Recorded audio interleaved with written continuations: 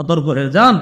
সূরা ইব্রাহিমের 22 নম্বর আয়াতে আছে, আকালা শাইতানু লাম্মা কুদিয়াল ফায়সালা যখন হয়ে যাবে, ইবলিস বক্তব্য দিবে তার অনুসারীদের সামনে কিয়ামতের মাঠে, ইন্নাল্লাহা ওয়াদাকুম ওয়াদাল হক, আল্লাহ তোমাদেরকে যে ওয়াদা করেছে সেটা সত্য, ওয়া ওয়া'আদতুকুম ফাআখলাফতুকুম, আমি যে ওয়াদা করেছি তোমাদেরকে এগুলো মিথ্যা, আমি সব খেলাফ করেছি। বলেছি সুদ খাইলে টাকা বাড়ে, তোমরাও বিশ্বাস করছো আমার কথা। বলেছি ঘুষ খাইলে টাকা বাড়ে, তোমরাও বিশ্বাস করেছো আমার কথা। তোমাদেরকে কত বুঝান আমি বুঝাইছি আর সব বিশ্বাস করছো, এগুলো আমি সব মিথ্যা কথা কইছি। ইবলিস বুঝান। তো সেদিন বলবে, শোনো এগুলো সব মিথ্যা কথা, তোমাদের উপর আমার কোনো কর্তৃত্ব ছিল না, আমি শুধু তোমাদেরকে দাওয়াত দিছি, তোমরা আমার দাওয়াত গ্রহণ করছো। ওর বলে কর্তৃত্ব ছিল না, কি জ্বালানটা জ্বালায়। আর সে সেদিন বলবে, তোমাদের উপর আমার কোনো কর্তৃত্ব ছিল না, আমি ডাকছি, আমার কথা শুনছো, যেমনি বুঝাইছি অমনি বুঝ। তো এবার সবাই তো চেতার কথা, তার মানে তুমি আমগরে উল্টা পাল্টা বুঝাইছো। ইবলিস কয়, থামো, ফালা তালুমুনি, আমারে কিছু বলবা, আমারে তিরস্কার করবা না।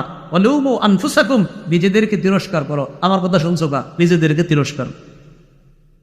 মা আনা বিমুসরিখিকুম, আমি তোমাদের ফরিয়াদ শুনবো না। অমা আনতুম বিমুসরিখিয়া, তোমরা আমার ফরিয়াদ শুনবা না। দুই দল মিলা চলো জাহান্নামে থাকি। হ্যাঁ, সেটা হাসির হলেও কঠিন কথা। ইবলিস সেদিন বলবে, আমি যা বলছি সব বিশ্বাস করছি। তো ইবলিস, আমরা যখন ঘুমাই, সহিহ বুখারীর 1142 নম্বর হাদিস, কয়টা গিট দেয়? শীতকালে যন্ত্রণা বেশি করবে, শীতকালে, কারণ লম্বা রাত। ও চায় না যে শীতকালে ইমানদার, কারণ ইমানদাররা শীতকালটাকে ইবাদতের বসন্তকাল হিসাবে নেয়, কারণ শীতকালে রাত বড়, আল্লাহর সাথে সম্পর্ক তৈরি করার একটা সুবর্ণ সুযোগ। তো ইবলিস কি করে, গিট দেয়ার কয়, লাইলুন তবিল, রাত এখন অনেক বাকি আছে, ফারকুদ, ঘুমাও ঘুমাও। ইবলিস কয়, হ্যাঁ এটা কিন্তু হাদিসের কথা, আলাইকা লাইলুন তবিল ফারকুদ, এই রাত এখন অনেক লম্বা, ঘুমাও ঘুমাও। প্রত্যেকটা গিট দেওয়ার সময় এই কথা বলি। ফাইনিস্তাই কজা, ওই ব্যক্তি যখন ঘুম থেকে জাগ্রত হয়, ফাযাকারাল্লাহ, আল্লাহর নাম স্মরণ করে, আলহামদুলিল্লাহিল্লাযী আহইয়ানা বা'দা মা আমাতানা, আলেমরা বললেন তারপরে নুশুর, ইলাইহির নুশুর। ছাত্ররা টান দিবেন না, ছাত্র সমাজরাও টান দিবেন না, এটি পড়ার সময়। এবার ছাত্র আর উলামায়ে কেরাম চুপ থাকেন, আবার পড়ি, দেখি অন্যরাও পড়ে, আলহামদুলিল্লাহিল্লাযী, এরপরে কি, আওয়াজ কইমা যাইতেছে কেন? হ্যাঁ, মিয়া ঘুমেরতে ওঠার দোয়া পারেন না, আর ফেসবুকে স্ট্যাটাস দেন। কওমি মাদ্রাসাগুলো একটু পরিবর্তন করা দরকার, শরম করে না? হ্যাঁ, মক্তবের বাচ্চা একটা দাঁড় করায় দেন, ও আপনারে সব শোনায়া দিবে। এখনো ওই বাচ্চা প্রস্রাব করে যে ঢিলা লইতো এটাই জানে না, কিন্তু ও আপনারে সবগুলা দোয়া মুখস্থ শোনায় দিবে। আর আপনি লিখতেছেন এটা একটু পরিবর্তন করা দরকার, শরমত করার কথা। ঘুম থেকে ওঠার দোয়া পারে না, ঘুমে যাওয়ার সময় দোয়া পারে না। ওই মাদ্রাসাগুলোকে একটু এটা করা দরকার, সেটা এরকম যদি কেউ কয় না, খাস করে ওরে বলবেন কি, ঘুমে যাওয়ার দোয়াটা বল, এরকম। আমি শিওর তো আপনি 100 জনের 90 জনে করবো, এটা কোনো কথা কবেন, হ্যাঁ এটাই কথা কন। ঘুমে যাওয়ার দোয়া পারে না, ঘুম থেকে ওঠার দোয়া পারে না। বাচ্চা প্রস্রাব কি নাপাক পাক এগুলা সে খালি শিখছে, বুঝে না এখনো। ও বুঝে যে প্রস্রাবখানায় যাইতে এই দোয়া, বের হয়ে এই দোয়া। বয়স হলো 5, 5.5, 6, ও তো এখনো বুঝেই না মাসালা কি দিনে, কিন্তু মুখস্থ করে ফেলছে যে যাওয়ার সময় এই দোয়া, বের হওয়ার সময় এই দোয়া, ঘুমে যাওয়ার সময় এই দোয়া, ওঠার সময় এই দোয়া, খাওয়ার সময় এই দোয়া। তো আপনি কিভাবে ওদের বিরুদ্ধে লেখালেখি করেন? আপনার তো একটু লজ্জা থাকা দরকার। এদের কিনে লেখালেখি করে, উনি খুব গবেষক।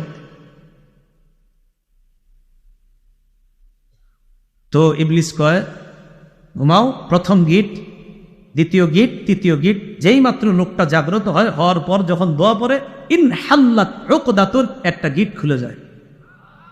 রইল কয়টা? 2টা।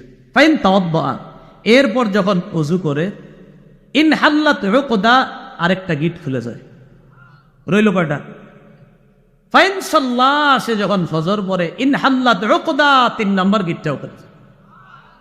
ফাসবাহা নাশীতান নাফসি, সে উদ্যমী হয়ে উৎফুল্ল মনে প্রভাত যাপন করে, প্রভাত শুরু করে, তার দিনটা উৎফুল্ল মনে, উদ্যমী মন নিয়ে তার দিনটা শুরু।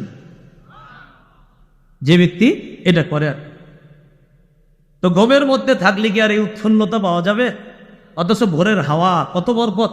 সহিহ বুখারীর বর্ণনা 3343 নম্বর হাদিস, রাসূলুল্লাহ সাল্লাল্লাহু আলাইহি সাল্লাম বলেন, নুসিরতু বিস সাবা, আমাকে ভোরের হাওয়া দ্বারা সাহায্য করা হয়েছে। কি হাওয়া দ্বারা? ওয়া উহলিকাত আদুন বিদ্দাবুর, পশ্চিমের প্রচন্ড ঠান্ডা বাতাস দ্বারা আদ জাতিকে ধ্বংস করা হয়েছে। সাহাবী বলেন, কানা রাসূলুল্লাহ সাল্লাল্লাহু আলাইহি সাল্লাম ইজা বাআসা সারিয়াতান আও জাইশান বাআসাহুম আউওয়ালান নাহার। রাসূল যখন কোনো দলকে জিহাদে পাঠাইতেন, ছোট বড় দলকে, তখন দিনের শুরু অংশে পাঠাইতেন, যেন দিনের শুরু অংশের পুরা বরকতটা নিয়ে তারা জিহাদের। তিরমিজি শরীফের 1212 নম্বর হাদিস। এই হাদিসের বর্ণনাকারী সাহাবী সখর আল গামিদি তিনি বলেন, আল্লাহ রাসূল সাল্লাল্লাহু আলাইহি সাল্লাম বলেছেন, আল্লাহুম্মা বারিক লি উম্মতি ফি বুকুরিহা, আল্লাহ আপনি আমার উম্মতের ভোর বেলার সময়টা ভরপুর বরকত দান করেন। তাহলে ঘুমে থাকলেই বরকত পাওয়া যাবে না? তো ওই সময় ঘুমানো যাবে না, ওই সময় উঠা ফজর পড়বেন, ফজরের পর ভোরের হাওয়াটা নিবেন, মাঠে ঘাটে একটু হাঁটবেন, এই হাওয়াগুলা নিবেন। কারণ আল্লাহ রাসূল বলছেন, নুসিরতু বিস-সাবা, ভোরের হাওয়া দ্বারা আমাকে সাহায্য করা হয়েছে। তিরমিজির 1212 নম্বর হাদিসের বর্ণনাকারী সাহাবী কানা রাজুলান তাজিরা, তিনি ছিলেন একজন ব্যবসায়ী। উনি যখন কোনো ব্যবসায়ী দলকে কোনো কাজে পাঠাইতেন, একদম শুরুর দিকে পাঠাইতেন। কেন? নবী বলছে দিনের শুরুর ওই অংশটা বরকতময়, তাই তিনি ব্যবসার কাজটা শুরুতে করতেন। তিনি বলেন, আল্লাহ আমার ব্যবসায় ভরপুর বরকত দান করছে। এজন্যই বলেন এজন্যই হেফজখানার ছাত্রদেরকে ভোরে উঠিয়ে দেওয়া হয়, যেন কোরআন তাড়াতাড়ি মুখস্থ হয়ে যায়। বিরোধিতা করার আগে একটু পড়াশোনা করে বুঝে আসছে, বিরোধিতা করে না। হেফজখানার ছেলেগুলো এত আগে কেন উঠানো হয়? বড় আমি বলি যে আমি মানে এভাবে বলি, একটু পড়াশোনা করেন যে কেন উঠানো হয়। আর আমি এই ব্যাপারে একটা বয়ান দিছি, কিন্তু হেফজখানার ছেলেদেরকে লম্বা বয়ান দেখবেন কেন উঠানো হয়, বাচ্চাদেরকে ওই টাইমে উঠানো যায় আছে কিনা, সবগুলোর পিছনে দলিল। কওমি মাদ্রাসা মানেই হলো কোরআন সুন্নাহর দলিল। মাথায় রাখবেন, এখানে দলিল ছাড়া কোনো কাজ নাই। বাচ্চারা রাত্রে ওঠে, দলিল আছে। যে এই বাচ্চাকে উঠানো হয়, দলিল আছে। না বলে বাচ্চাকে উঠানো যাবে, দলিল আছে। বয়ান শুনে নেবেন। কোরআনের মর্যাদা ওই জায়গায় আমার লম্বা বয়ান আছে যে বাচ্চাদেরকে এই উঠানোর দলিল আছে কিনা। দলিল মানে ওখানে বুখারী মুসলিমের অসংখ্য দলিল দেওয়া হয়েছে। হেফজখানার সিস্টেম যে কোরআন হাদিস সম্মত, এই পক্ষে দলিল দেওয়া হয়েছে।